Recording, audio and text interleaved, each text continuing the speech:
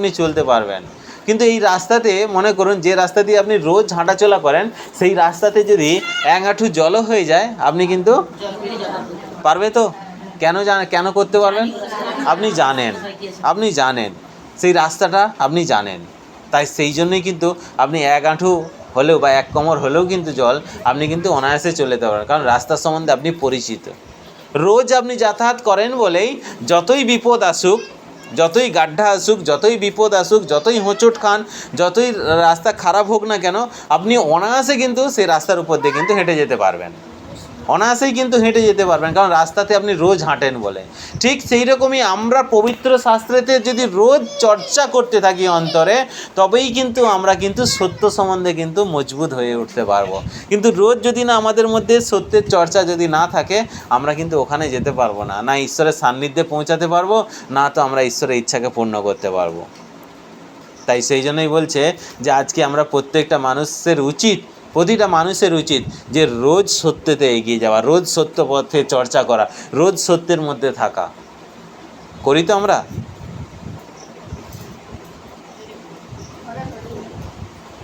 হ্যাঁ, রোজ আমরা সত্যের চর্চায় থাকি তো? হ্যাঁ, বলো। ওই জন্য দু রকমের আমরা আমাদের ভেতর থেকে না, এই যে শব্দটা না, হ্যাঁ আর হুঁ অনেক ফারাক। যখন দেখবেন মানুষ যখন হ্যাঁ কথাটা বলে না, অন্তর থেকে বলে হ্যাঁ, মানে কি আমি খোলামেলা, আমি পরিষ্কার। আর যখন দেখবেন অনেকবার যেসব মানে কি অনেক চিন্তা, অনেক ভাবনা, অনেক কষ্ট, অনেক ডাউট, ঠিক আছে, সব কিছু বজায় রেখে বা আপনার সঙ্গে আমি একমত নয়, সেই জন্যই আমরা বলি কিন্তু দেখবেন, আপনারা ফলো করে দেখবেন আপনাদের জীবনে। আমি হুঁ আর হ্যাঁ শব্দটা বলে গেলাম, যখন আপনি মানুষকে যখন বলবেন না, হ্যাঁ, যখন আপনি মন থেকে ক্লিয়ার হয়ে থাকে না, তখন শব্দ বেরোয় হ্যাঁ। আর যখন আপনার ডাউট থাকে তখন আপনি কিন্তু বুঝতে পেরেছেন? ফলো করে দেখবেন। তাই সেই জন্যই বলছে আমরা প্রত্যেকে এইবার যাই, নতুন নিয়মেতে যাই, ফিলিপিওর সুসমাচার।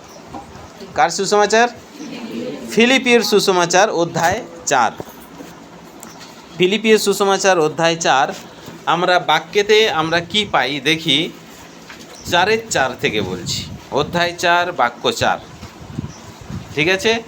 এই বাক্য শুনে পরমেশ্বরের কাছে প্রার্থনা করি, এই বাক্য শুনে আপনারা পরমেশ্বর প্রভুর কাছে আপনারাও বচন দিন, প্রতিশ্রুতিবদ্ধ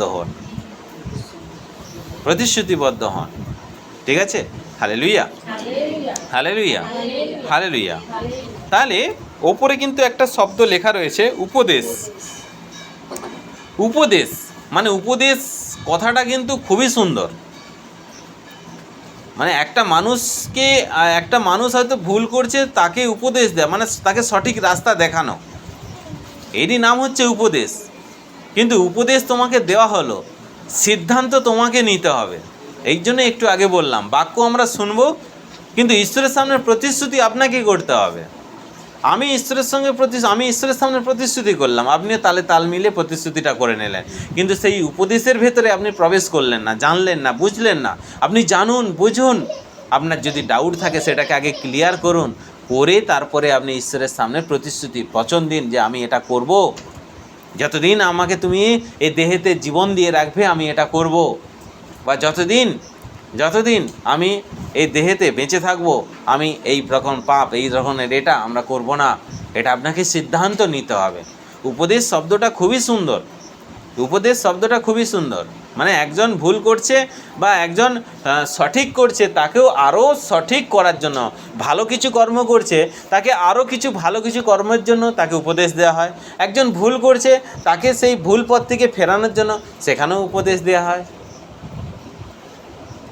কেউ হতাশ হয়ে বসে থাকবে, তাকেও সেখান থেকে ফেরানোর জন্য তাকেও উপদেশ দেওয়া হয়, তাই না? তাহলে ঠিক সেই রকমই প্রসঙ্গেতে আজ আমরা উপদেশ, পিতা পরমেশ্বরের এই সত্য বাক্য আমরা শুনি, যে এখানে সত্য বাক্যেতে উপদেশ সম্বন্ধে কি কথা বলেছে, বা পিতা পরমেশ্বর যে নবী ভবিষ্যদ্বক্তা প্রেরিতদের মধ্য দিয়ে আমাদের কাছে কি উপদেশ তিনি পৌঁছে দিয়েছেন, তাহলে সেটা আমরা ভালো করে শুনি। তাহলে অধ্যায় 4 বাক্য 4, প্রভুর সঙ্গে যুক্ত হয়েছে বলে তোমরা সবসময় আনন্দিত থাকো। কিন্তু আমাদেরকে কে বোঝায় বলো তো? শাস্ত্র বলছে প্রভুর সঙ্গে যুক্ত আছে বলে সবসময় আনন্দিত থেকো, যাই হয়ে যাক না কেন জীবনে, যাই কিছু ঘটুক না কেন জীবনে। শাস্ত্র বলছে তুমি আগে নিজেকে বোঝো যে তুমি কার সঙ্গে যুক্ত। আমরা কার সঙ্গে যুক্ত? হ্যাঁ, ঈশ্বরের সঙ্গে, প্রভুর সঙ্গে যুক্ত তো। তাহলে এখানে শাস্ত্র বলছে আমার জীবনে যাই ঘটে যাক না কেন আমি যেন সবসময় আনন্দিত হয়ে থাকি। এই আনন্দ হওয়ার আগে আমাকে আগে দেখতে হবে যে আমি কার সঙ্গে যুক্ত হয়ে আছি। আমাদের জীবনে যদি হতাশ এবং নিরাশার ছায়া থাকে তাহলে কিন্তু আমাদেরকে কিন্তু ভাবতে হবে যে আমি কার সঙ্গে যুক্ত আছি। কেন আমরা হতাশ হচ্ছি, কেন আমরা নিরাশ হয়ে উঠছি, আমাদের জীবনে কেন হতাশ, কেন নিরাশ হয়ে উঠছে? ঈশ্বর যা করে কিসের জন্য করে? মঙ্গলের জন্য করে, ভালোর জন্য করে তো না? করে না? করে তো। তাহলে চিন্তা করে দেখো, এখানে শাস্ত্র বলছে প্রভুর সঙ্গে যুক্ত আছে বলে সবসময় আনন্দিত থাকো। কিন্তু আমাদেরকে কে বোঝায়? আমাদেরকে কে বোঝায় বলো আনন্দিত থাকার জন্য? আমরা আনন্দিত থাকার জন্য শাস্ত্র আমাদেরকে বলছে, কিন্তু আমরা হতাশ, আমরা নিরাশ। তাহলে আমরা যদি হতাশ নিরাশ হয়ে থাকি তাহলে আমরা কি প্রভুর সঙ্গে যুক্ত? হ্যাঁ না প্রভু আমাদের সঙ্গে যুক্ত? কোনটা চাইছি আমরা বলো তো? আমরা প্রভুর সঙ্গে যুক্ত হতে চাইছি না প্রভু আমাদের সঙ্গে যুক্ত হোক আমরা চাই? হ্যাঁ, আমরা প্রভুর সঙ্গে যুক্ত হতে চাই, তাই তো? না প্রভু আমাদের সঙ্গে যুক্ত হোক? প্রভু আমাদের সঙ্গে যুক্ত হোক।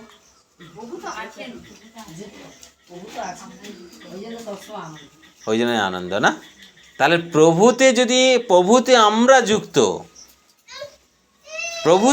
যুক্ত হলে তাহলে আমাদেরকে সবসময় আনন্দিত থাকতে বলছে। আমাদের জীবনে যাই হোক না কেন, যাই ঘটুক না কেন, যা কিছু হোক না কেন, আমরা যদি এটাতে জানি যে ঈশ্বর যেটা করছে সেটা ভালোর জন্যই করছে, তাহলে আমাদের আনন্দ তো কেউ ছিনিয়ে নিতে পারবে না। কিন্তু আমাদের জীবনে আনন্দ কোনো সময় আসে, আবার কোনো সময় আবার কিন্তু আনন্দ আমাদের জীবন থেকে কিন্তু চলে যায়। কেন চলে যাচ্ছে? তাহলে এখানে কিন্তু এই যে উপরে যে কথা লেখা আছে যে শাস্ত্রেতে বাক্য সম্বন্ধে যে সমস্ত উপদেশ আমরা পাচ্ছি সেই সমস্ত উপদেশগুলোকে কিন্তু আমরা মান্যতা দেই না বলে। আমরা যদি প্রভুর সঙ্গে যুক্ত হয়ে থাকি তাহলে কিন্তু আমাদেরকে বলছে আনন্দিত থাকো। তাহলে আমাদেরকে আগে সিদ্ধান্ত নিতে হবে আমি কার সঙ্গে যুক্ত হয়ে আছি, আমি কার সঙ্গে যুক্ত হয়ে আছি। আমাদের জীবনে আসতেই পারে হতাশের ছায়া, নিরাশের ছায়া, মন্দতার প্রভাব, মন্দতার ছায়া আসতেই পারে। কিন্তু মন্দতার ছায়া যখন তোমার জীবনে আসবে না, তুমিও বুঝিয়ে দাও যে ঈশ্বর কিন্তু আমাকেও ছায়া দিয়েছে। সেই ছায়া কিন্তু পবিত্র ছায়া। তুমি ওই ছায়াতে আসো, তুমি ওই ছায়ার সান্নিধ্যে আসো। বলতে পারবো? বুঝে দেখো আগে। মন্দতা বলছে আমার ছায়াতে তুমি যখন চলবে না তখন দেখবে তোমার জীবনটা আমি কিন্তু তছনছ করে দেব। আমরা তখন এটা হুমকি দিতে পারি, এটা আমরা বলতে পারি ঈশ্বর আমাকেও তৈরি করেছে, আমারও ছায়া রয়েছে, পবিত্র ছায়া। ওই ছায়ার সান্নিধ্যে পর্যন্ত আসো, তুমি কি পরিস্থিতি হতে পারে তুমি বুঝতে পারবে। আমাদেরকে দেখো, আমি আগের বারেও বলে দিচ্ছি, আমাদেরকে মুখ খুলতে হবে। কারণ আমরা কে? আমরা হচ্ছে মানুষ। কারণ ঈশ্বরের শ্রেষ্ঠ সৃষ্টি হচ্ছে আমরা। মুখ আমাদেরকে খুলতে হবে। তাই এখানেও শাস্ত্র বলছে প্রভুর সঙ্গে যুক্ত আছে বলে সবসময় তোমরা আনন্দিত থাকো। কিন্তু আমরা কি করছি? 12 ঘন্টা আনন্দিত আর 12 ঘন্টা দুঃখিত, তাই তো? আবার 12 ঘন্টা দুঃখিতর মধ্যে থেকে আমরা আবার কি করছি? 12 ঘন্টাকে আবার ভাগ করে নিয়েছি। 6 ঘন্টা চোখের জল আর 6 ঘন্টা বিনা চোখের জল। আবার ওই 6 ঘন্টাকে আবার ভাগ করে নিয়েছি, 3 ঘন্টা অপরের কাছে চোখের জল ফেলবো আর 3 ঘন্টা নিজে এসে চোখের জল ফেলবো নিজে। কতগুলো আমরা ভাগ করি, চিন্তা করে দেখো, কতগুলোকে ভাগ করে নিয়েছি। কিন্তু তুমি বুঝে দেখো, তুমি ভালো করে জেনে দেখো, শাস্ত্র বলছে যে সব সময়ের জন্য তোমাকে আনন্দিত থাকতে বলছে। তুমি কার সঙ্গে যুক্ত? গর্ব করে বলি আমরা প্রভুর সঙ্গে যুক্ত। তাই আমরা সবাই কি করব? সব সময় আনন্দিত থাকব। আর যখনই আমরা সবসময় আনন্দিত থাকবো, আমাদের মধ্যে যেন না কোনো রকম তোমার চেহারা দেখে কোনো সময় যেন না বোঝা যায় যে তুমি হতাশ এবং নিরাশ। তোমাকে চেহারা দেখে যেন কোনো সময় যেন না বোঝা যায় যে তুমি এবং হতাশ এবং নিরাশ। মন্দতা কি করে জানেন? ওই সমস্ত মানুষদেরকে খোঁজে যাদের চেহারাতে এবং হতাশ এবং নিরাশার ছায়া ঘুরতে থাকে। কিন্তু তোমার জীবনে যতই কষ্ট আসুক, যতই দুঃখ আসুক, ভেতরে রাখো, ভেতরে রাখো, কিন্তু হতাশ আর নিরাশার ছায়াটা তোমার চেহারাটা নিয়ে আসো না। কারণ যখন তুমি তোমার ভেতরে কষ্ট রয়েছে, তুমি যখন বাইরে যখন সেটা তুমি আনন্দিত হয়ে থাকছো, পরমেশ্বরের আশীর্বাদ তোমার জীবনে অবশ্যই আসবে তোমার ভেতরে থাকা কষ্টকে নিবারণ করার জন্য। কিন্তু আমরা যখন হতাশ নিরাশটা যখন আমরা আমাদের চেহারাতে, আমাদের বাহ্যিক চেহারাতে প্রকাশ ঘটানোর চেষ্টা করি, তখন কিন্তু মন্দতা কিন্তু সে কিন্তু সুযোগ পায়। এই হতাশ, একে আরও কী করে হতাশ করা যায়, এই নিরাশ, একে আরও কী করে নিরাশতার ছায়া দেখানো যায়, একে একবারে হতাশ নিরাশ মানে একবারে ডিপ্রেশনের মধ্যে তাকে প্রবেশ করিয়ে দেয় মন্দতা। তখন মানুষ দেখবে অনেক সময় ডিপ্রেশনের মধ্যে চলে যায় চিন্তা করতে করতে। আমাদের চিন্তাই হচ্ছে সবথেকে বড়, আমাদের চিন্তা ভাবনাই হচ্ছে সবথেকে বড় আমাদেরকে এগিয়ে না নিয়ে যাওয়ার সবথেকে বড় কারণ হয়ে যায়। কিন্তু আমাদের চিন্তাধারা এতটাই পজিটিভ হোক যেন আমাদেরকে ঈশ্বরের সান্নিধ্যে পর্যন্ত দাঁড় করাতে সাহায্য করে। কিন্তু আমাদের চিন্তাধারা যেন কোনো সময় নেগেটিভ চিন্তাধারা যেন না হয়, কোনো সময়ের জন্য না। কারণ আমরা কার সঙ্গে যুক্ত? প্রভুর সঙ্গে যুক্ত। তাই আনন্দ সব সময়ের জন্য আমাদের মধ্যে যেন থাকে। তারপরে তো বলছে আমি আবার বলি যে তোমরা আনন্দিত থাকো। তারপরে বলছে আমি আবার বলি তোমরা আনন্দিত থাকো। কারণ প্রথমে একবার বলল যে প্রভুর সঙ্গে যুক্ত আছে বলে তোমরা আনন্দিত থাকো, আবার বলি যে তোমরা আনন্দিত থাকো। তাহলে বারবার পরমেশ্বর কিন্তু শাস্ত্রের মধ্য দিয়ে, নবীদের মধ্য দিয়ে, ভবিষ্যবক্তাদের মধ্য দিয়ে তিনি কিন্তু আমাদেরকে আনন্দিত থাকার জন্য বারবার কিন্তু অনুরোধ করছে, উপদেশ দিচ্ছে। ঈশ্বরের আদেশ, ঈশ্বরের উপদেশকে আমরা যেন কেউ কোনো সময় যেন লঙ্ঘন না করি। ঈশ্বরের আদেশ এবং উপদেশকে কোনো সময় যেন না আমরা লঙ্ঘন না করি, যতই যাই পরিস্থিতি হোক, সিচুয়েশান যাই হোক না কেন। তাহলে দেখুন, আপনি যখন হতাশ থেকে পরমেশ্বর যখন আপনাকে আনন্দিত করে, তাহলে আপনি কিন্তু প্রতিশ্রুতি করুন যে আমি হাসবো না। করুন, সিদ্ধান্ত আপনাকে নিতে হবে। আর যদি আপনি না হাসেন, আপনি বলুন আপনার জীবনে যদি ভালো কিছু হয়, তখন আপনি হাসবেন না। বলুন, প্রতিশ্রুতি করুন যে আমি হাসবো না। কেন? কারণ না, শাস্ত্রে বলছে সিদ্ধান্ত তোমার এক হওয়া উচিত। আমি যদি আজ হাসি, আমি কালকেও হাসবো। পরমেশ্বর আমাদেরকে সদাই আনন্দিত থাকতে বলেছে। পরমেশ্বর কোনো সময় বলে দেয়নি তোমাকে আমি কিছুক্ষণ 12 ঘন্টা তোমাকে দুঃখিত আর 12 ঘন্টা আনন্দিত দেখি। এটা কিন্তু শাস্ত্র বলেনি, এখানে উপদেশের মধ্যে বলেনি। তাই তুমি বলতে পারবে যে তোমার জীবনে যখন ভালো কিছু আসবে, ভালো কিছু ফল নিয়ে আসবে, তখন তুমি হাসবে না, আনন্দও করবে না? নিজেকে তাহলে সেই জায়গাতেই তুমি রেখে দেবে? পারবে তুমি? পারবে না। তাহলে সেখানে কিন্তু শাস্ত্র কিন্তু এখানে বলছে যে তুমি যদি আজ যদি হাসো, কালকেও তুমি হাসবে, কাল যদি হাসো, পরশু তুমি হাসবে। কিন্তু মন্দতা হচ্ছে কিন্তু সে কিন্তু উদাস করানোর জন্য, নিরাশ করানোর জন্য সে হচ্ছে রাজা। Hallelujah, hallelujah, hallelujah. 5 বাক্যতে বলছে তোমাদের নরম স্বভাব যেন সকলে দেখতে পায়। কি স্বভাব? আর আমাদের স্বভাব কি আজ পর্যন্ত? কে? উগ্র। শাস্ত্র বলছে তোমাদের নরম স্বভাব যেন সকলে দেখতে পায়। তাই তো? মাটিটা না শক্ত ছিল, এই এত 42-44 ডিগ্রি টেম্পারেচারে মাটি শক্ত ছিল, জল পড়তে মাটি নরম হয়ে গেছে। ঠিক আছে? আর আপনার অন্তর যদি এই যে উগ্র বলছেন, কঠিন বলছেন, একে নরম করতে গেলে আপনাকে সদাই আনন্দিত থাকতে হবে। আপনি যত আনন্দিত থাকবেন আপনার স্বভাব তত নম্র হবে, আর যত হতাশ হতে থাকবেন ততই কিন্তু আপনার কঠিন অন্তর তৈরি হবে। এই জন্যই একটু আগে বললাম আর হ্যাঁ। হ্যাঁ যখন মানুষ বলে তখন আমি স্বচ্ছ পরিষ্কার, সেই জন্যে আমি পরিষ্কারভাবে লিখছি যে হ্যাঁ। আর যখন আমার ভেতরে যখন ডাউট থাকবে, যখন আমার সন্দেহ থাকবে, যখন আমি পরিষ্কার নয় অন্তর থেকে, তখন আমরা বলছি লিখে দেখাও তো শব্দটা লিখতে পারবো খাতায়? কিন্তু হ্যাঁ লিখতে পারবো, হয় চন্দ্রবিন্দু জফলাকার হ্যাঁ, কিন্তু লিখতে পারবো না। ফলো করে দেখবে। তাই সেই জন্যই বলছে যে আমাদের কঠিন স্বভাবকে, আমাদের যে অন্তরে যদি কঠিন স্বভাব হয়ে থাকে, সেই কঠিন স্বভাবকে নরম করতে গেলে সবসময়ের জন্য কিন্তু তোমাকে আনন্দিত থাকতে হবে, সবসময়ের জন্য আনন্দিত থাকতে হবে।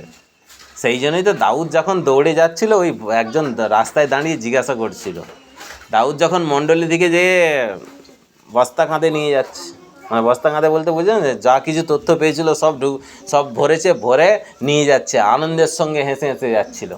আর যখন আনন্দের সঙ্গে হেসে হেসে যাচ্ছে, তখন ওই ভদ্রলোক জিজ্ঞাসা করছেন, দাউদ তোমার জীবনে সব কিছু দেখো, পিন ফোটানো কাকে বলে দেখো, তোমার জীবনে সব কিছু তো তুমি হারিয়েছিলে, হ্যাঁ তোমার জীবনে তো সব কিছু তুমি হারিয়েছিলে, তারপরে তুমি কেন হাসছো কেন?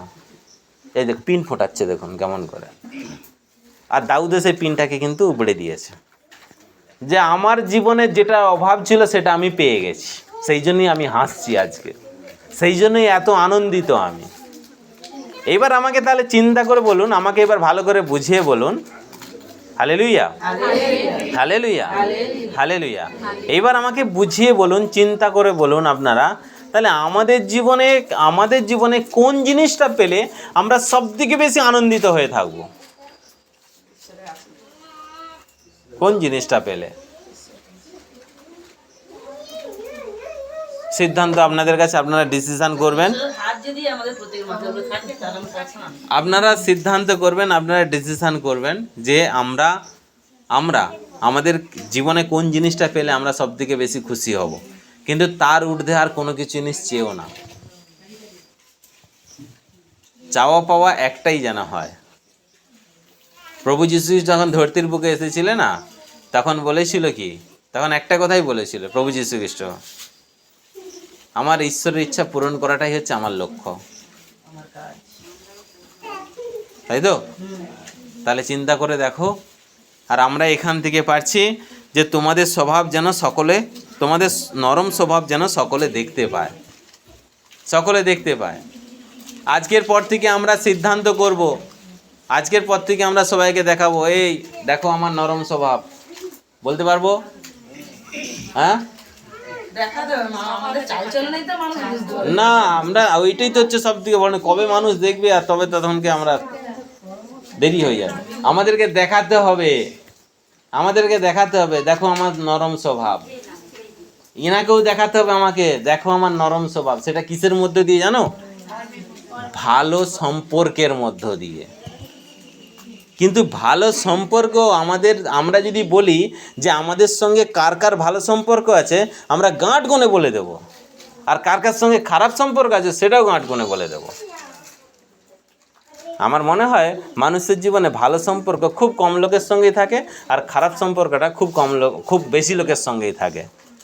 এবার সমস্যা হচ্ছে কোথায় জানেন? এবার একটা পরিস্থিতি হচ্ছে কোথায় জানেন?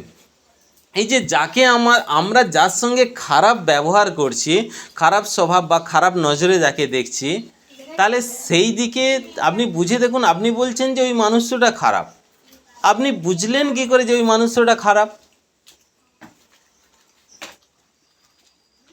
বলুন, আপনি বুঝলেন কি করে? নিশ্চিত খারাপ সম্বন্ধে আপনার অভিজ্ঞতা আছে বলে একটা মানুষকে আপনি পরখ করে দেখছেন, পরীক্ষা করে দেখছেন ওটা খারাপ কি ভালো। আর শাস্ত্র বলছে যে প্রতিটা মানুষই ভালো। শাস্ত্রতে বলছে, কি বলছে? পাপকে ঘৃণা করো, পাপীকে নয়। কিন্তু আমরা কি করি? পাপীকেই ঘৃণা করি। যে পাপ করছে তাকে ফেরানোর থেকে আমরা সেই মানুষটাকে ঘৃণা করতে চাইছি। তাই সেই জন্য বলছে নরম স্বভাব, তোমাদের নরম স্বভাব যেন সকলে দেখতে পায়। তাহলে নরম স্বভাব মানে কি? আমাদের কঠিন অন্তর যদি সবসময়, আমাদের কঠিন অন্তর, উগ্র অন্তর যদি সবসময় থাকে, তাহলে আমরা সবসময় যদি আনন্দিত হয়ে থাকি না, আমরা যদি আনন্দিত হয়ে থাকি, তাহলে আমাদের কিন্তু স্বভাব কিন্তু নরম হবে, আমাদের স্বভাব নরম হবে। কেউ গর্ব করে বলুক তো যে আমার স্বভাব নরম।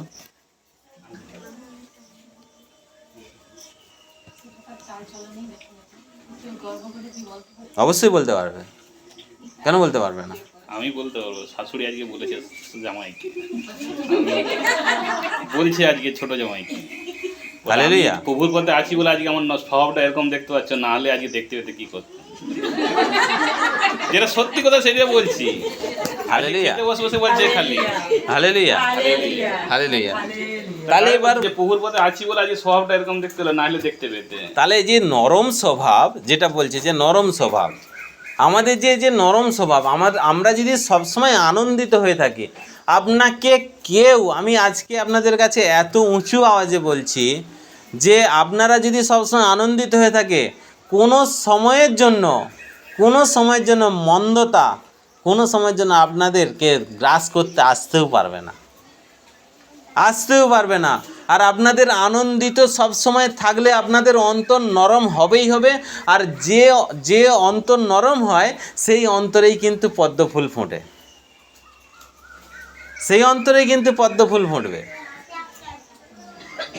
Hallelujah, hallelujah, hallelujah.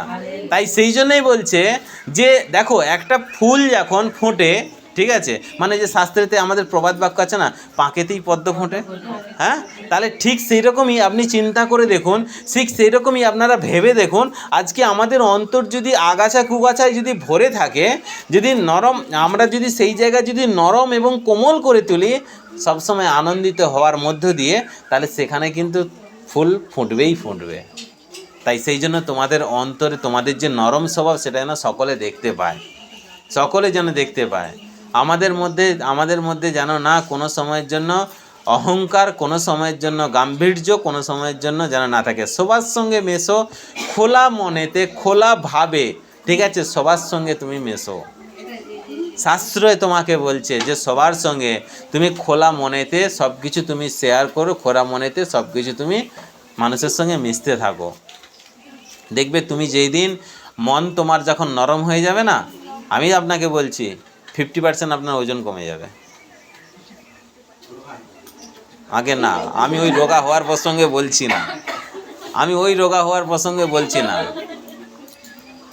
মানে আমাদের ওয়েট যতটাই হোক না কেন, আপনার ওয়েট যদি 50 কেজি হয় না, আমাদের টেনশনের ভারে না আমরা 1 কুইন্টাল হয়ে বসে থাকি, টেনশনেতে আমরা 1 কুইন্টাল হয়ে বসে থাকি।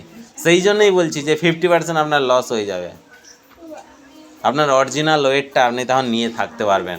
ওই জন্যই তো শাস্ত্রেতে প্রভু যীশু খ্রিস্ট বলছে, ওই ভারাক্রান্ত লোক তোমরা আমার কাছে এসো, 1 কুইন্টাল বোঝা নিয়ে কেন চলছো তোমরা? আমার কাছে এসো, তোমরা কোথাও যেতে হবে না তোমাকে, আমার কাছে এসো। এমন সত্যিকারের এমন পবিত্র জন যে আমরা জীবনে যে পেয়েছি, পরমেশ্বর যে আমাদেরকে যে এখানে যে ডেকে এনেছে না, সত্যিই আমরা লাকি, সত্যিই আমরা ভাগ্যবান। আজকে আমাদের মানে আপনি চিন্তা করে দেখবেন, কোনো সময় আমি আগেও বলেছিলাম যে আপনারা অনেক ভেবে দেখবেন যে আমরা সত্যিকারের যে ভাগ্যবান, আমরা যে লাকি, ঈশ্বর আমাদেরকে এখানে এসে ডেকেছে, আমরা যে অনেক পরিবর্তন হয়ে গেছি। আগে আপনি কি ছিলেন আপনি নিজেও জানেন, বর্ণনা দেওয়ার দরকার নেই, ঠিক আছে। আপনারা কি ছিলেন, বা আমাকেও যদি বলা হয় তো আমিও জানিনি যে আমিও কী ছিলাম, ঠিক আছে, আমাকেও বর্ণনা দেওয়ার দরকার নেই। কিন্তু সেই পরিপ্রেক্ষিতে ঈশ্বর ডেকে এনেছে বলে আজকে আমরা কত লাকি যে ঈশ্বর আমাদেরকে ডেকে এনে আজকে আমাদেরকে পরিবর্তন করে দিয়েছে। আজকে বাক্যের সংস্পর্শে এসে আমরা বহু পরিবর্তন হয়ে গিয়েছি। কিন্তু আমাদের দেখো, যখন অনেক পরিবর্তন হয়ে গেছি, অনেকটাই পরিবর্তন হয়ে গেছে, তখন যেটা বাকি আছে সেটাই আমরা সম্পূর্ণ করে নিই, তাই তো? তাহলে সম্পূর্ণ করার দিকে আমরা এবার চলি, হাঁটি। কি বলছে এবার দেখা যাক। তোমাদের নরম স্বভাব যেন সকলে দেখতে পায়, প্রভু শীঘ্রই আসছেন।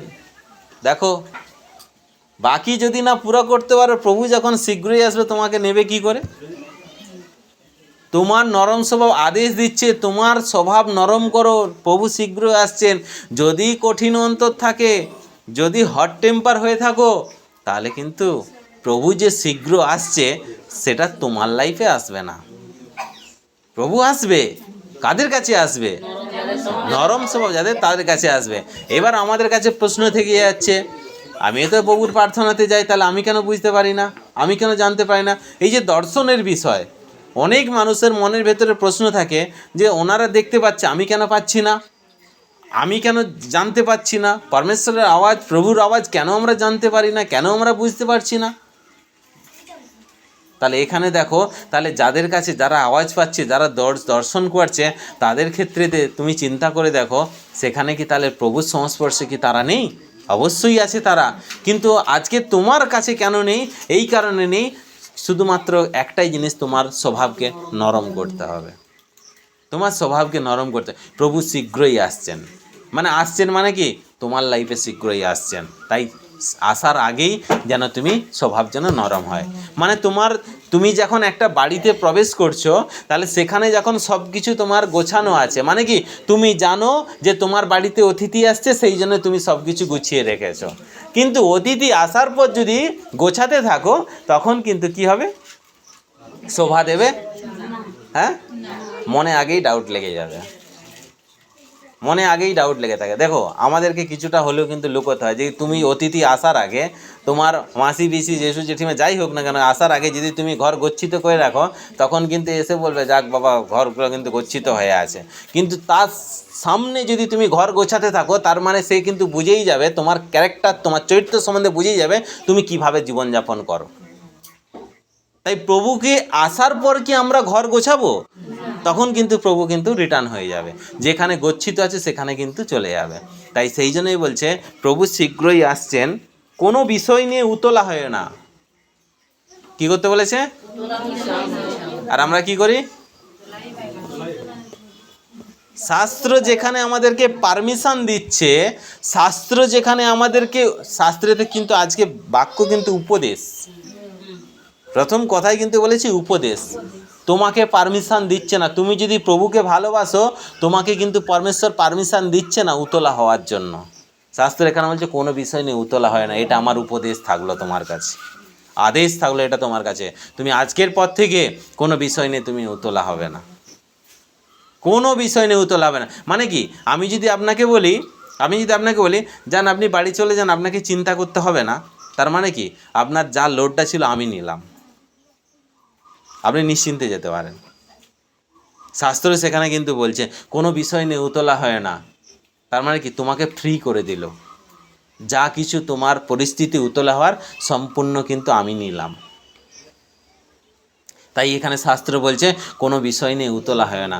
শাস্ত্র না খুব ইন্টারেস্টেড, শাস্ত্রটাকে যদি আমরা যদি ভালো করে প্রত্যেকটা লাইন যদি বুঝতে পারি না, আমাদের অন্তরাত্মা কিন্তু খুব সুন্দর একবারে সাজানো গোছানো হয়ে যাবে, খুব সুন্দর সাজানো গোছানো হয়ে যাবে। কিন্তু আমরা দেখো এই বাক্য যখন পড়ি, কোনো বিষয় নিয়ে উতলা হয় না, আমরা পড়েই চলে গেলাম, উতলা হওয়া যায় না। আমার যদি আপনাকে বলা হয়, তখন আপনি বলবেন, আপনি কি বুঝবেন আমার উতলা হওয়ার পরিস্থিতিটা, তাই না? তাহলে উতলা হওয়ার, এখানে বলছে কোনো বিষয় নিয়ে উতলা হয় না, বরং তোমাদের সমস্ত চাওয়ার বিষয় ধন্যবাদের সঙ্গে প্রার্থনা দ্বারা ঈশ্বরকে জানাও। কি বলেছে? আর আমরা কি করি? ইয়েস, আমরা চাই। শাস্ত্র বলছে জানাও, তোমাকে চাইতে বলে না। শাস্ত্র বলছে তোমার যা কিছু চাওয়ার বিষয়, মানে চাওয়া পাওয়ার যে বিষয়টা, সেটা তুমি ধন্যবাদের সঙ্গে প্রার্থনার সঙ্গে ঈশ্বরকে জানাও। আর আমরা কি করি? প্রভু আমাকে দাও।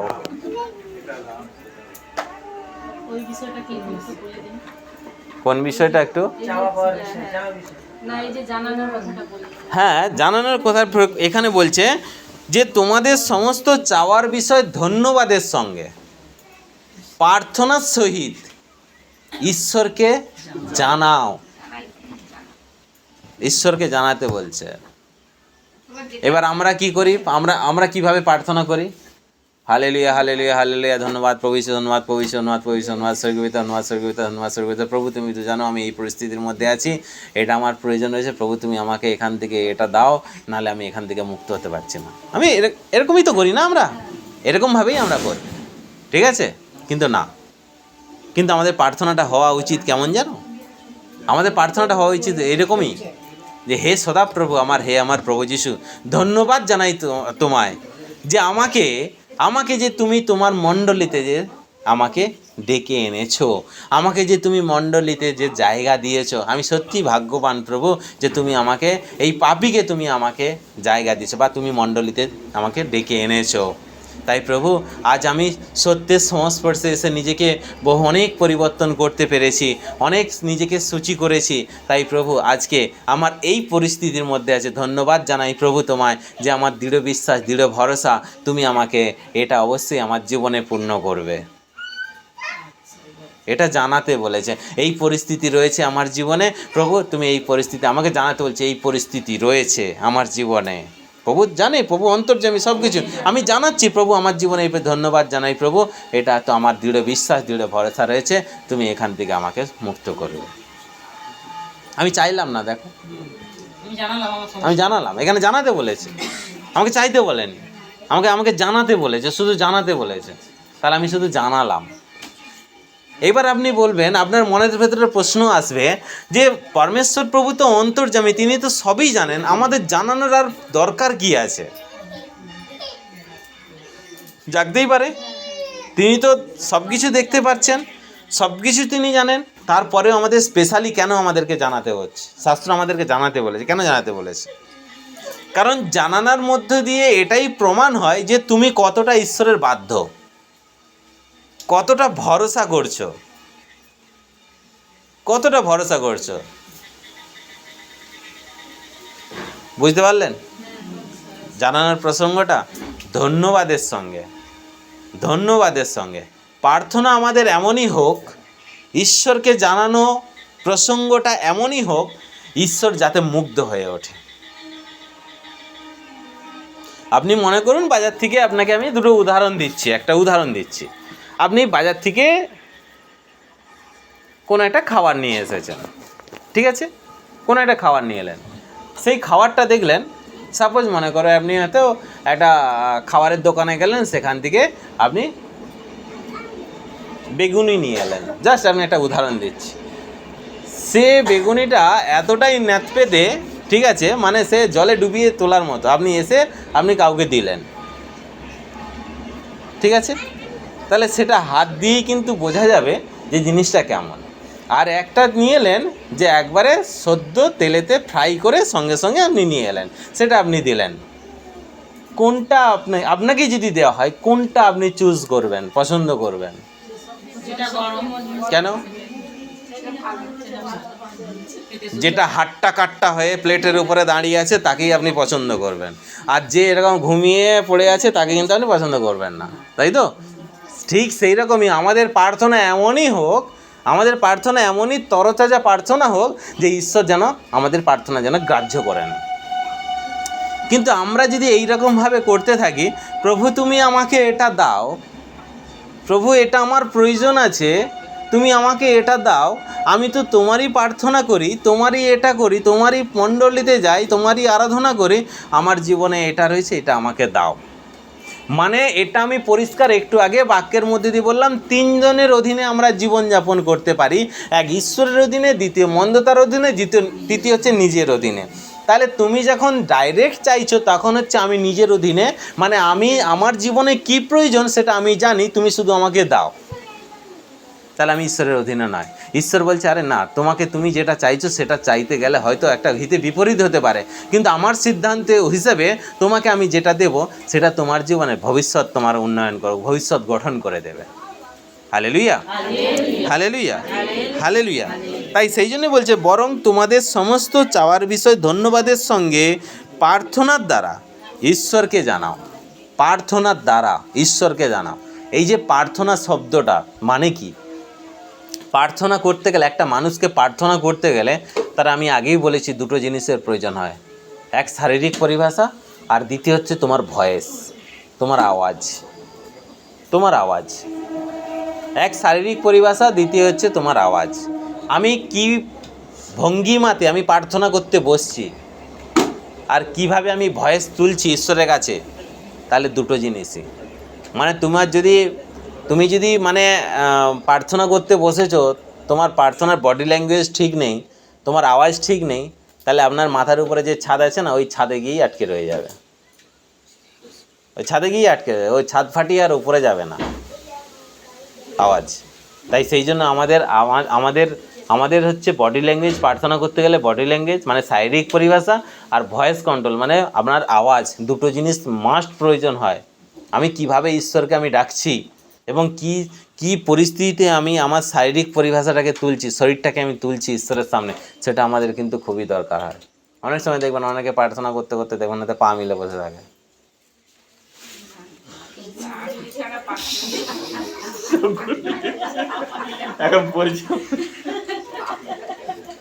বডি ল্যাঙ্গুয়েজ, শারীরিক পরিভাষা খুব মাস্ট প্রয়োজন প্রার্থনা করতে গেলে।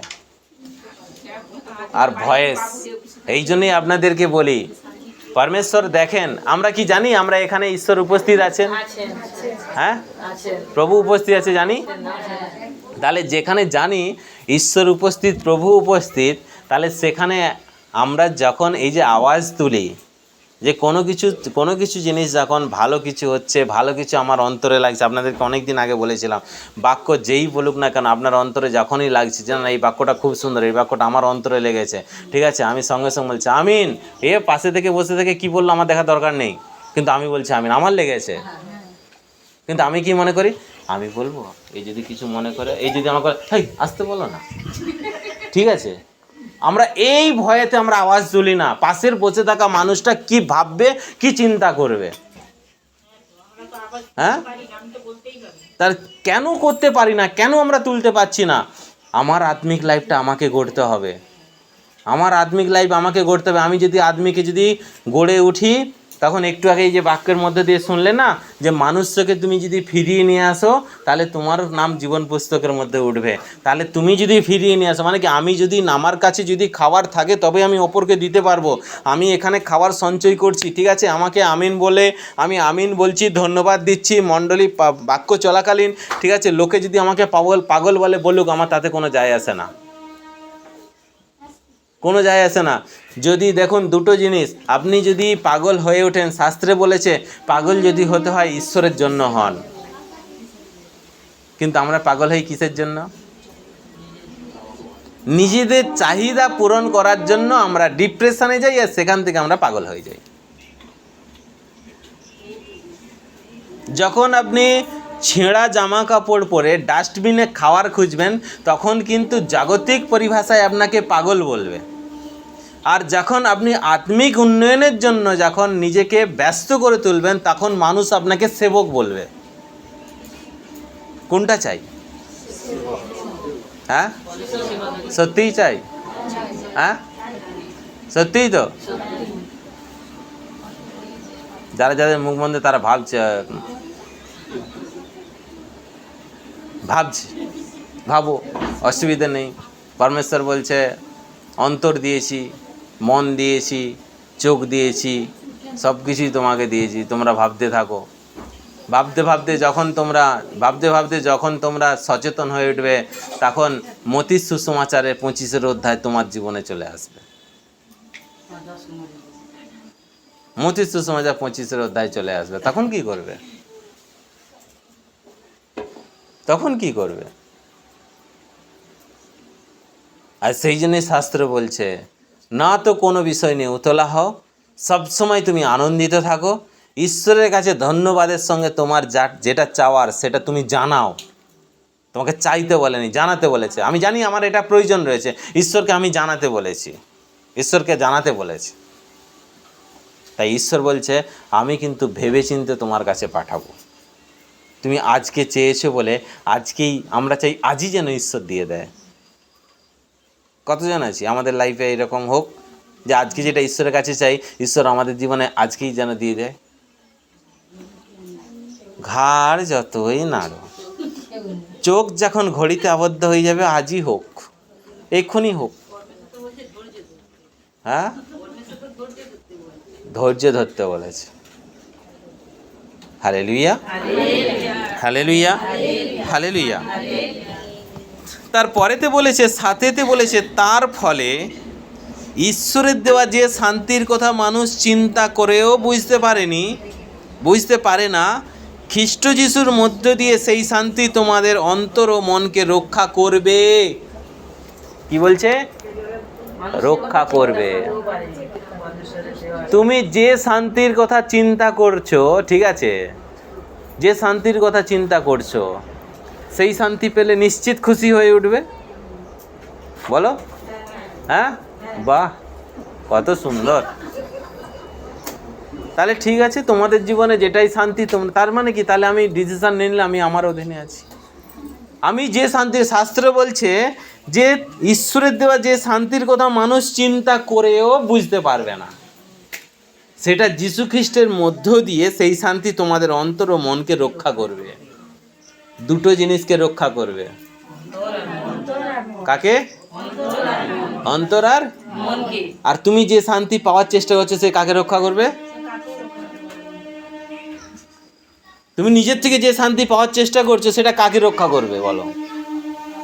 তুমি নিশ্চিত দাবি করে বলো যে এখানে যেটা লেখা রয়েছে অন্তর আর মনকে রক্ষা করবে, যে আমি যেটা চাইছি ঈশ্বরের কাছ থেকে, সেটা আমি পেলে আমার অন্তর আর মন দুটোই রক্ষা হয়ে যাবে। নিশ্চিত? হ্যাঁ, অন্তরে হাত দিয়ে বলো তাহলে যে হ্যাঁ, আমি যেটা চাইছি আমার অন্তর আর মনকে দুটোকেই রক্ষা করে দিতে পারবে। আমি যেটা ঈশ্বরের কাছে চাইছি, ঈশ্বর আমাকে দিয়ে দিক। এটাই আমার জীবনের শেষ চাওয়া, আর আমি চাইবো না কোনো দিন। হ্যাঁ, শাস্ত্রে কেন বলছে যে শান্তির কথা তুমি কল্পনাও করতে পারো না, যে শান্তির কথা তুমি মনেও করতে পারছো না, যীশু খ্রিস্টের মধ্যে দিয়ে সেই শান্তি অন্তর আর মনকে রক্ষা করবে। অন্তর আর মনকে রক্ষা করবে। উদাহরণস্বরূপ বলি, আপনি হয়তো এমনই কাজ করলেন, আপনি হয়তো এমন কিছু কাজ করছেন, ঠিক আছে, আপনি হয়তো এমনই কিছু কাজ করছেন যে কর্মতার মধ্যে দিয়ে আপনি নিশ্চিত যে আমি এমন কিছু কাজ করব না যেটা আমার পরিবার ভেসে যায়, তাই তো নাকি? না, আমি এমন কাজ করি, ঠিক আছে, যেটা আমি আমার মেন্টালিটি দেখেছি সেটাই আমি করব, কিন্তু পরিবার ভাসলেও চলবে। হ্যাঁ, ও পেছনের ছেলেদের দল, আদমের দল সব, বলো তো কিছু। হাওয়ারা আওয়াজ দিচ্ছে তো তোমরা তো আওয়াজ দাও। ওটাই ভালো, একটা চেয়ার নিয়ে এসে ঘুরে যাই, এরকম করতে থাকো। হ্যাঁ, তাহলে দেখো, চিন্তা করে দেখো, আমি এমন কিছু সিদ্ধান্ত নিলাম, এমন কিছু আমি কর্ম করলাম যেখানে আমার পরিবার ভেসে গেল, আমি কি সেরকম কর্ম করবে? আমি যখন কোনো কিছু কর্ম করব, তখন আমাকে কিন্তু পরিবারের কথাও কিন্তু মনে রাখতে হবে, যাতে আমার ওটা রক্ষা পায়। আমি এমন কিছু কর্ম করব না যে আঁচটা আমার পরিবারের মধ্যে আসে। ঠিক একই রকমভাবে আমি এমন কিছু শান্তির প্রসঙ্গেতে বা এমন কিছু শান্তির প্রলোভনে আমি দৌড়াবো না যেখানে আমার অন্তর আর মন দুটোই কিন্তু নষ্ট হয়ে যাবে। কিন্তু ঈশ্বর বলছে যে শান্তির কথা তুমি কল্পনাও করতে পারছো না, যীশু খ্রিস্টের মধ্য দিয়ে আমি সেই শান্তি তুমি যেটা চাইছো সেটা কিন্তু তোমার মধ্য দিয়ে আমি ডাইরেক্ট দেবো। আমি যীশু খ্রিস্টের মধ্য দিয়ে অন্তর আর মনকে কিন্তু আমি রক্ষা করব তোমার। তা কোনটা বেস্ট হবে বলো তো? যেটা পরমেশ্বর দেবে, যেটা আমার পরিবারকে, আমি এমন কিছু কর্ম করবো না এটা আমার পরিবার ধুয়ে যায়। তাহলে আমাদের অন্তর আর মনকে কিন্তু রক্ষা করবে, অন্তর আর মনকে রক্ষা করবে। তাই অন্তর আর মনকে রক্ষা করার জন্য আমাদের জীবনে কিন্তু প্রয়োজন হচ্ছে নিজেকে ঈশ্বরের যে উপদেশগুলো রয়েছে সেই উপদেশের অধীনে রাখা। দেখবেন আপনার লাইফ খুব স্বাচ্ছন্দ্য হবে। আমরা অবহেলা করি বলেই না, এই যে একটু আগে বললাম যে পাগল যদি হতে হয় তাহলে ঈশ্বরের জন্য তুমি পাগল হও। যেই দিন আপনি ঈশ্বরের জন্য পাগল হবেন না, তখন মানুষ আপনাকে সেবক বলে ডাকবে। আর যেই দিন ছেঁড়া জামা কাপড় পরে ডাস্টবিনে খাবার খুঁজবেন, সেই দিন আপনাকে লোকে পাগল বলবে। কিন্তু যেই দিন আপনি অন্তর ছিঁড়ে মণ্ডলীতে এসে সত্যকে খুঁজতে থাকবেন, সেই দিন আপনি একজন উপযুক্ত সেবক হতে পারবেন। Hallelujah, hallelujah, hallelujah. কিন্তু তাহলে চিন্তা করে দেখুন, তাহলে বুঝে দেখুন আমাদের কি প্রয়োজন, আমরা কি করতে চাইছি, আমরা কি করতে চাইছি। ঈশ্বরের উপদেশগুলো না খুব সুন্দর, ঈশ্বরের উপদেশগুলো কিন্তু খুব সুন্দর। এবার আপনারা মনে করবেন, আপনারা ভাববেন যে হ্যাঁ, আপনি হয়তো বলবেন খুব সুন্দর, ঠিক আছে, আপনিও আপনারও কাছে সুন্দর হবে যদি সেটাকে সুন্দর মন দিয়ে, সুন্দর অন্তর দিয়ে যদি প্রাধান্য দেন, গুরুত্ব দেন। সুন্দর মন দিয়ে, সুন্দর অন্তর দিয়ে যখন আপনি প্রাধান্য দেবেন, গুরুত্ব দেবেন, এটা আপনার জীবনেও সুন্দর হয়ে উঠবে। কিন্তু আমাদের জীবনে সুন্দরতার ছায়া কেন হয় না? এই কারণেই হয় না, সুন্দরতার ছায়া এই কারণে হয় না, আমরা গুরুত্ব দিই, কিন্তু কখন গুরুত্ব দিই? যখন শাস্ত্র আমাদের হাতে নিয়ে আমরা বসি, তখন আমরা গুরুত্ব দিই, তখন আমরা গুরুত্ব দিই। আপনি মনে করে দেখুন, আপনি বলছেন যে না না না, আমরা তো 24 ঘন্টা বাক্য নিয়ে থাকি, বাক্যের অধীনে থাকার চেষ্টা করি, ঠিক আছে। শাস্ত্র পড়ার সময় যে গুরুত্ব আপনার মধ্যে জেগে ওঠে, আর বিনা শাস্ত্রেতে যখন আপনি জীবনযাপন করছেন, মানে বিনা শাস্ত্রেতে মানে কি, ঘর সাংসারিক পারিবারিক যখন কর্ম করছেন, তখন কি ঠিক একই গুরুত্ব কি আপনার মধ্যে থাকে? কেন থাকে না? কেন থাকছে না? তার মানে কি? তার মানে কিন্তু এটাই দাঁড়িয়ে যাচ্ছে যে আমাদের অন্তর কিন্তু এখনও পর্যন্ত বাইবেলের কিছু পান্না, মানে কিছু পেজ কিন্তু এখনও পর্যন্ত তৈরি করতে পারেনি আমাদের অন্তরকে। আজকে সম্পূর্ণ যদি না হয়, আর যদি একটার পর একটা যদি পেজ লিখতে থাকি, তবেই কিন্তু 1 থেকে 100 হবে। কিন্তু যদি না লিখি 1 থেকে 100 কোনো সময় হবে না, কোনো সময় হবে না। আমি সেই জন্য একটা উদাহরণ দিয়ে বলেছিলাম যে মনে করুন এই যে শাস্ত্রটা আপনাকে চেন কভার দিয়ে বন্ধ করে দিলাম, কিন্তু ভেতরের একটা পেজেতেও লেখা নেই, আপনাকে ধরিয়ে দিলাম যে উপরে লিখে দিলাম যে পবিত্র বাইবেল, ঠিক আছে, আপনাকে ধরিয়ে দেওয়া হলো, আপনি গ্রহণ করবেন? কেন গ্রহণ করবেন না? লেখা তো আছে পবিত্র বাইবেল, ভেতরে কিছু নেই, সেই জন্য গ্রহণ হবে না। তাহলে আপনার যদি এত বুদ্ধিমান হয়, তাহলে ঈশ্বরকে তো আমাদের সৃষ্টিকর্তা, তিনি আরও বেশি বুদ্ধিমান। আমরা মণ্ডলীতে এলাম, নিজেকে বলছি প্রার্থনা মণ্ডলীতে আমরা আসি, মানে চেন কভার দিয়ে আঁটারলাম, দেখুন আমরা মণ্ডলীতে আছি, আমি একজন ঈশ্বরের সন্তান, মানে উপরে পবিত্র বাইবেল লেখা, কিন্তু ভেতরের পেজগুলো সব খালি। আমাদের অন্তর যদি খালি হয়ে থাকে, তাহলে ঈশ্বর গ্রহণ করবে? করবে ঈশ্বর গ্রহণ? বলো তো। তাহলে তাই সেই জন্য পরমেশ্বরের যে আদেশ যেগুলো রয়েছে, যে উপদেশগুলো রয়েছে, এর অধীনে আমাদেরকে কিন্তু থাকতে হবে। আমরা চিন্তা করে, ঠিক আছে, কোনো কিছুই করতে পারবো না, আমরা চিন্তা করে কোনো কিছুই করব না। আমাদের সমস্ত চিন্তা ভাবনা সব কিছু ছেড়ে দাও। যদি তুমি ঈশ্বরকে যদি ভালোবাসো, ঈশ্বরের অধীনে থাকো, নিজেকে যদি ঈশ্বরের অধীনে রাখতে চাও, সমস্ত চিন্তা ভাবনার ভার ওনার উপরে দিয়ে দাও। কারণ পরমেশ্বর প্রভু আমাদেরকে ডেকেছে, প্রভু ডেকেছে, ভারাক্রান্ত লোক তোমরা আমার কাছে আসো, আমার ভার নাও, তোমার বোঝা আমাকে দাও, আমার ভার না খুবই, আমার ভার খুবই হালকা, আমার ভার খুবই হালকা। বোঝা গেল? বুঝতে পারলাম না? বুঝতে পারলাম না? হ্যাঁ, ওই সেই জন্যই না শাস্ত্রেতে একটা প্রশ্ন এসেছে, প্রশ্ন করা হয়েছিল যে প্রভু যীশু খ্রিস্ট এত চালাক চালাক জীবজন্তু পরমেশ্বর বানানোর পর গাধার পিঠে কেন বসলো? এত তো চালাক চালাক যন্ত্র পরমেশ্বর বানিয়েছিল, হ্যাঁ, তাহলে আপনি বুঝে দেখুন, তাহলে গাধার পিঠে কেন বসলো? তাহলে গাধাকে পছন্দ করলো, তার স্বভাব যত বোঝা চাপাও না কেন, সে কিন্তু বলেনি। প্রভু নিজে বসে পড়েছিল, দুটো গাধা মাদা ছিল, একটা বড় একটা ছোট, প্রভু বলেই দিয়েছিল যে ছোটটাকে নিয়ে আসার জন্য, ছোটটাকে নিয়ে আসার জন্য। উঠে ছোটটার উপরেই বসলো, চাপিয়ে দিল, গাধা কিন্তু হেঁটে হেঁটেই চললো। তারপরেও গাধা কিন্তু বলেনি যে আমার লাগছে, নেমে যাও, ঠিক আছে, আমার গাধা বলেনি কোনো সময়ের জন্য যে লাগছে, নেমে যাও। যেই দিন আপনাকে যে পরমেশ্বর যে দায়িত্ব দেবে, যেই দিন আপনি অস্বীকার করবেন, প্রভু কিন্তু অন্য গাধাকেও বেছে নেবে তখন। এটা একবারে ধ্রুব সত্য। যে বয়স্ক যে গাধাটা ছিল, দুটো গাধা ছিল, সেই গাধাটাকে কিন্তু যে মনে করো সে তার উপরে বোঝা চাপানো হলো, সে বলছে আমি পা ফেলবো না, সে বলছে আমি যাব না, সে বলছে আমি করব না, তখন কিন্তু প্রভু কিন্তু দ্বিতীয় গাধাকেও কিন্তু বেছে নেবে। ওটা কিন্তু পুরো একবারে দেখিয়ে দিয়েছে পুরো পরিষ্কারভাবে। তাহলে সেই গাধা যখন এসে প্রভু তার পিঠে চাপলো, এগিয়ে চলে গেল। নত আমরা বলছি গাধা নত নম্র, সেই জন্যই এটা করেছি। তার থেকেও এটাও যেমন সত্য, তার থেকেও ধ্রুব সত্য হচ্ছে বোঝা, যদি ওই পিঠে চাপাকালীন গাধা যদি এক পাও ফেলতো না, তখন কিন্তু গাধা বাদ দিয়ে অন্য গাধাকেও বেছে নিত। তাই আমাদেরকে গাধা হতে হবে, আমাদেরকে গাধা হতে হবে। আজকের পর থেকে যে কেউ যদি তোমাকে যদি বলে যে গাধা,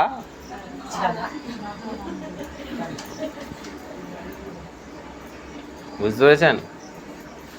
সেই জন্য কিছু নয়। লোকে আমাদেরকে বলে, ওই যে আমি এই প্রসঙ্গটা কেন বলছি জানেন তো, লোকে আমাদেরকে অনেক রকমভাবে বলে যে প্রভুর বাক্য বা হচ্ছে থাকি বলে বা প্রভুর প্রার্থনার মধ্যে আসি বলে অনেকে অনেক রকম অনেক কিছু টিটকারি করে, এটা করে, বুঝবে নি?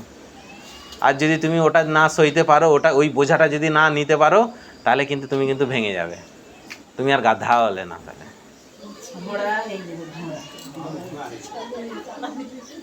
তাই তো আমার টাইটেল ঘোড়া, হ্যাঁ আমি গাধা হতে হবে, গাধা। তোমাদেরকে আর একটা নারীর দৃষ্টান্ত দিচ্ছি, সেই নারীকে ফলো করবে। হ্যাঁ, সেই নারীটা কে বলো দিদি? সে কিন্তু পরমেশ্বরকে বচনও দিয়েছিল, আর সে সে মাতালো তাকে বলেছিল। সেই নারীটা কে বলো দিদি? হান্না। পুরানো নিয়মে দেখবে হান্না, হান্না, হান্না, বাঁচ। সে হান্না। কিন্তু পরমেশ্বরকে বচনও দিয়েছিল, তাই কিন্তু মাতালও বলেছিল। সে কিন্তু পরমেশ্বরকে যে কিভাবে জানাতে হয় সেই বিষয়টাও আছে। হান্নাকে ফলো করবে, ঠিক আছে? তো সেই পরিপ্রেক্ষিতে আমাদের সিদ্ধান্তই হচ্ছে আমাদেরকে এগিয়ে নিয়ে যাবে। মানে আমাদের চিন্তাধারাটাই যদি আমাদের দুর্বল হয় না, আমরা কোনো সময় এগোতে পারবো না। আমাদের চিন্তাধারাটা আমাদেরকে কিন্তু সবল করতে হবে। ঈশ্বরের যে উপদেশগুলো রয়েছে সেইগুলোকে আমাদেরকে মান্যতা দিতে হবে। তাহলে কি কি জিনিস শিখলাম আজকে? হ্যাঁ, সবসময় আনন্দিত থাকো, তোমার নরম স্বভাব যেন অপরে দেখতে পায়। প্রভু শীঘ্রই আসছেন, কোনো বিষয় নিয়ে উতলা হয়েও না। আর ঈশ্বরের কাছে যেটা তোমার চাওয়া সেটা তোমাকে জানাতে বলেছে, সেটা তুমি জানাও। আর যে শান্তি ঈশ্বর দেবে সেই শান্তির মধ্যে দিয়ে অন্তর আর মন রক্ষা পাবে। তোমার অন্তর দুটোই সুরক্ষিত থাকবে। এটা হচ্ছে সবথেকে বেশি আমাদের প্লাস পয়েন্ট, যে দুটো জিনিসই সুরক্ষিত থাকবে, অন্তর আর মন দুটোই সুরক্ষিত হবে। দুটো জিনিস সুরক্ষিত হবে, অন্তর আর মন। কিন্তু আমি যেটা চাইছি আমার ইচ্ছা অনুসারে, আমি কিন্তু নিশ্চিত নয় যে আমি অন্তরকে রক্ষা করতে পারবো। আপনি যেটা চাইছেন, আপনি মনে করুন আপনি যেটা চাইছেন, আপনি আপনার অন্তরের মধ্যে থাকা লোভ লালসা কামনা বাসনাকে আপনি বশ্যতা স্বীকার করাতে পারবেন তো? আপনার যেটা চাওয়ার মধ্যে দিয়ে পারবেন? আপনার আত্মবিশ্বাস আছে? তাহলে ঈশ্বর যেটা দেবে তা সেটাতে বলছে যে আমি তোমার অন্তর আর মনকে কিন্তু রক্ষা করব। না সেখানে লোভ লালসা, না লালসা কামনা বাসনা, কোনো কিছুই সেখানে আসবে না। Hallelujah, hallelujah, hallelujah. বুঝলাম তাহলে? হ্যাঁ, তার এরপর থেকে কি করব? আমাদেরকে ঠিক এরকমভাবেই আমাদেরকে কিন্তু চলতে হবে, যে উপদেশ পিতা পরমেশ্বর আমাদেরকে দিয়েছেন। ঠিক আছে?